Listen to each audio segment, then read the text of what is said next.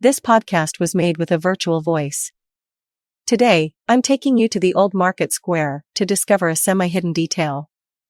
To clearly see this detail, strictly follow the following instructions. First, find number 8 of the Old Market Square and position yourself laterally to the gate, that is to say that your right shoulder must be on the gate side. That's how it is. Now you are going to take 6 steps forward and then 6 steps to the left. You should be at the curb. And to finish, do a half turn on yourself. And now look 15 degrees to your left, looking up at the sky. That's it? Do you see these 3 letters? RRH. Some of you will have already seen the strongly erased letter Y. Originally, the full word on this facade was the word Byrrh, Byrrh. Yes, Byrrh, it sounds as the English word which means beer.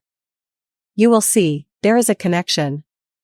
Around 1860, 2 young brothers, Simon and Paulade Violet, worked as itinerant merchants and notably sold wine. In turn, they decide to open a shop, to import wines from Spain, then to invent formulas, to blend wines, and finally to mix them with plants. From these chemical experiments, the tonic and hygienic wine with cinchona was born. It will change its name, following a quarrel with pharmacists, to become Byrrh. But then what is this wine-based aperitif made of? Let's open a bottle and try to guess. So, I think I recognize. A little Mistel. Mistel is grape must mixed with alcohol from cellars in Roussillon, a region in the south of France. There's cinchona, a little cocoa, coffee. I recognize a little cinnamon, and we even says that there is elderflower and bitter orange peel.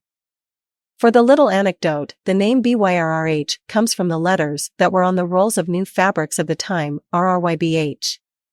By putting them in a legible order, it gives the name of the aperitif whose history you now know thanks to this semi-hidden sign on the Old Market Square.